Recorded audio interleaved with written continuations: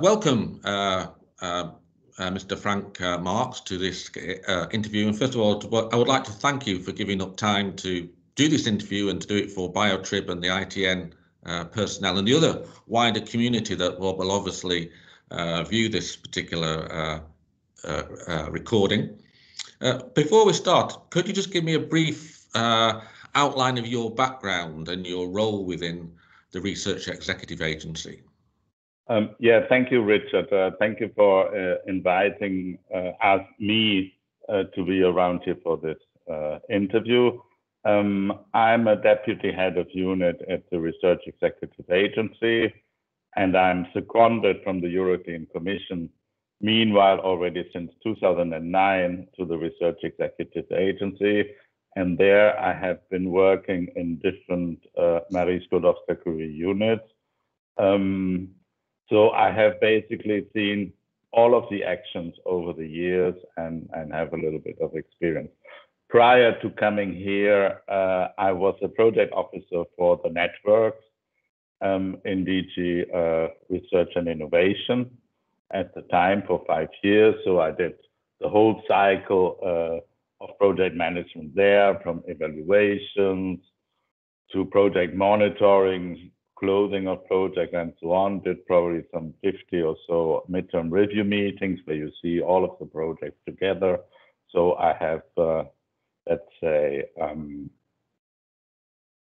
a good overview of things. And there were even, with regard to the network, some people that told me, you are coming home now.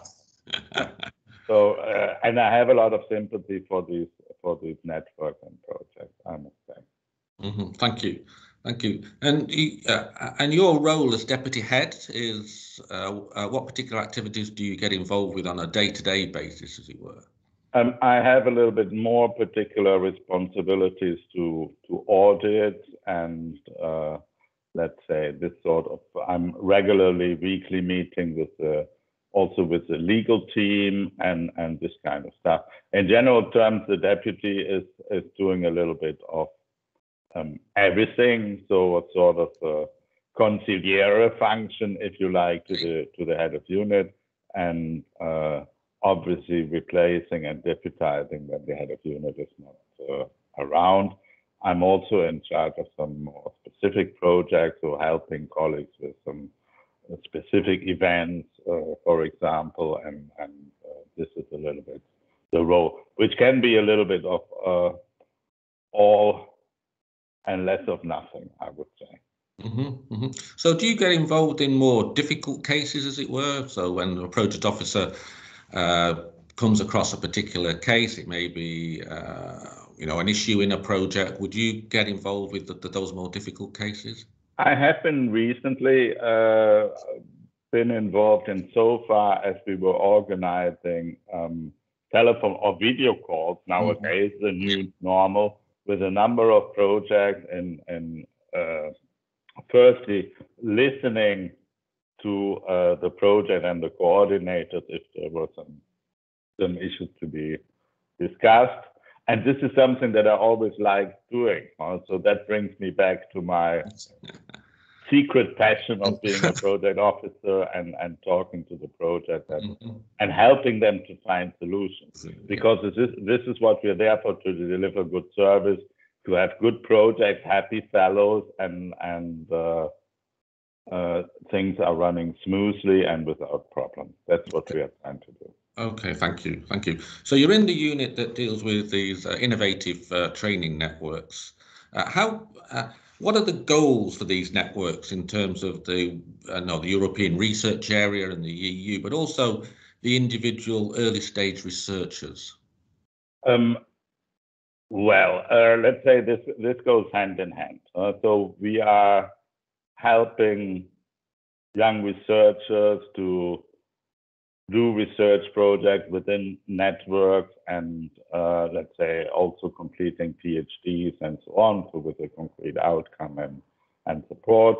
And through that we have partner institutions, you know that yourself, and coordinators that put together a proposal, and then the project of the individual early stage researchers fit into this overall project, and let's say they get training, and let's say also have the means to go to conferences and so on. Obviously, in the current situation, all of that is a bit less obvious than before.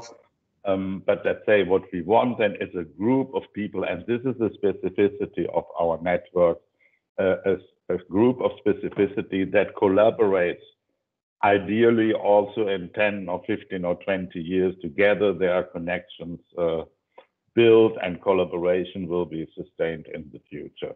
And if we translate this from the 1,000 projects that we have been funding in Horizon Europe in the future, this then becomes also meaningful for the European research area, and also then for the European economy and prosperity and innovation there too.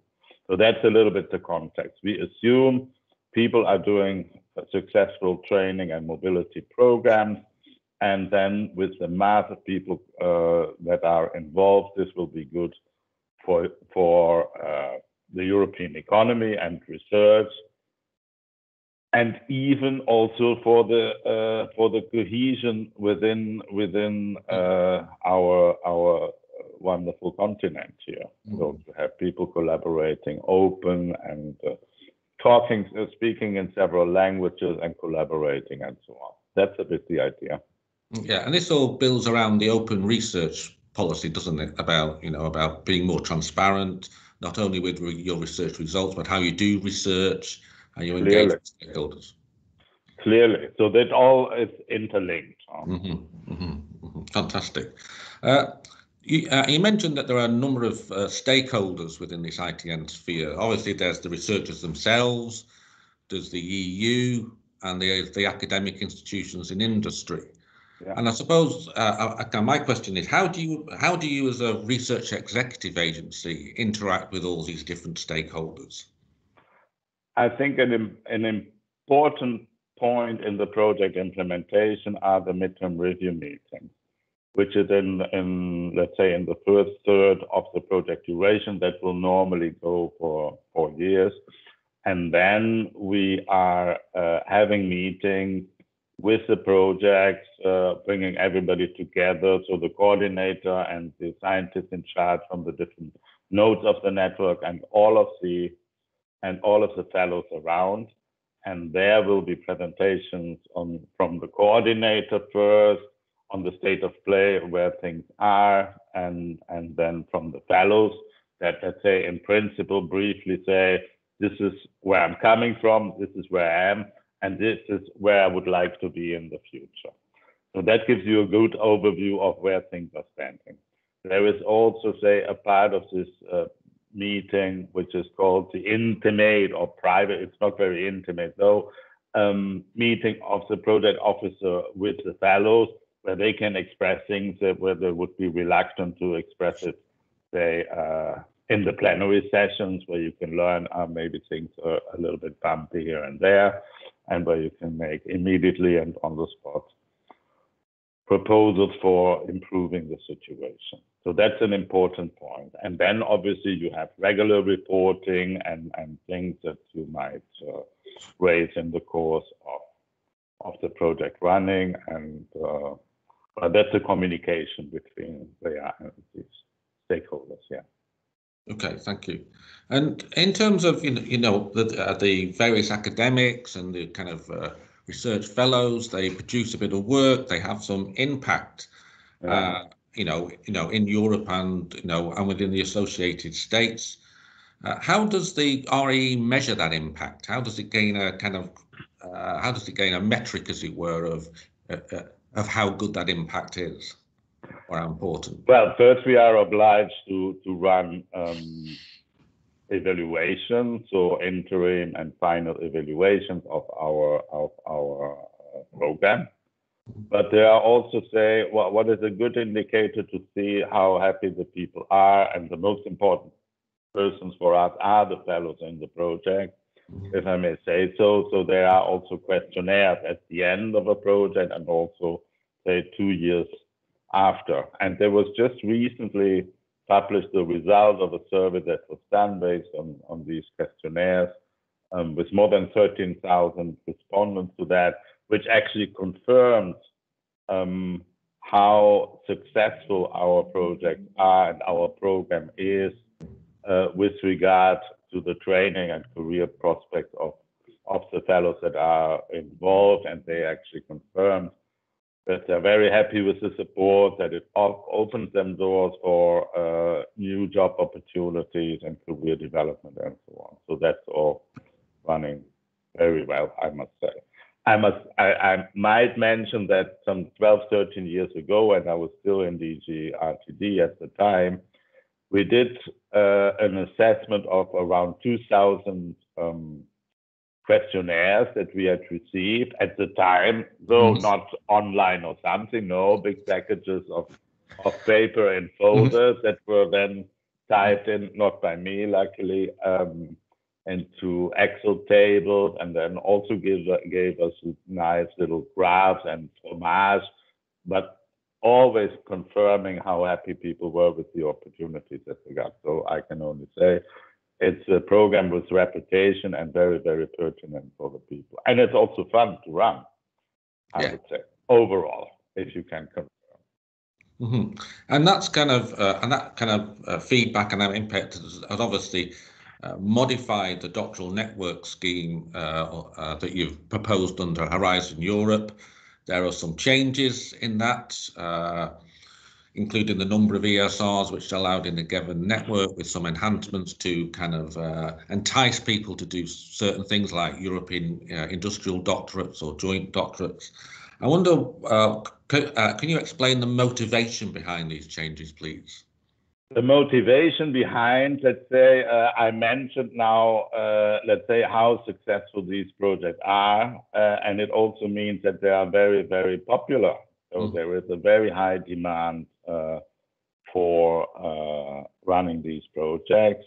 So we were constantly below 10% success rate over Horizon 2020, which led then to the reflection that it might be a good idea to spread, let's say, the project wider by reducing a little bit the number of person months per project, because this is a parameter how the budget is actually composed. So that's the motivation behind. I personally could also have lived with more funding for our wonderful program, but things are as they are, and we give them incentives also to non-academic players to be involved. And you're given some, as you say, additional incentives around European joint doctorates as well. Is that just to try and get more integration between different countries and different universities? The joint doctorates are, let's say, a specific case because they are a little bit more complex to implement, to have agreements and to have these arrangements done. There is a study now ongoing that I'm also following on looking for conditions for joint degrees and so on. And there we are also trying to contribute via the experiences of our project and how that works. But let's say it is more of a challenge than a standard network. Okay, thank you very much. And I suppose kind of finally, these networks have been, immensely successful. I personally have benefited from three of the networks now, and so of the kind of researchers, the fellows that have been involved have gone on to do, very well in terms of careers, in terms of their impact as individual kind of independent researchers. So how would you, from a personal reflection, how would you like to see this kind of going forward in 5 or 10 years' time? Where do you think it would be at? What would I like to see, Flores? You have noticed that I'm a big fan of this program and these actions that we are doing. So let's say, I think we would already be quite happy with having things going on as they have been going on for the last 25 years. But let's say on top of that, something like science is a girl thing I could imagine would be beneficial. We have been quite good in our gender balance overall, and as you know very well, there are also differences in the scientific panels we are talking about. So there are more female researchers in life sciences or social sciences and so on. But overall, let's say if we could further improve on that, that would certainly be a good thing, and might actually also pave the way for future development that we have in universities, let's say on the decision-making level, a bit more gender balanced than we actually have it right now. That will be nice. Okay, thank you. And I think that concludes the interview. So thank you very much again, Frank, for your time and your kind of observations on this important research and career development tool. It's been immensely successful, and both, as I say, myself and Leeds have done really well, out of this particular activity. So thank you very much. Thank you for inviting. Thanks a lot.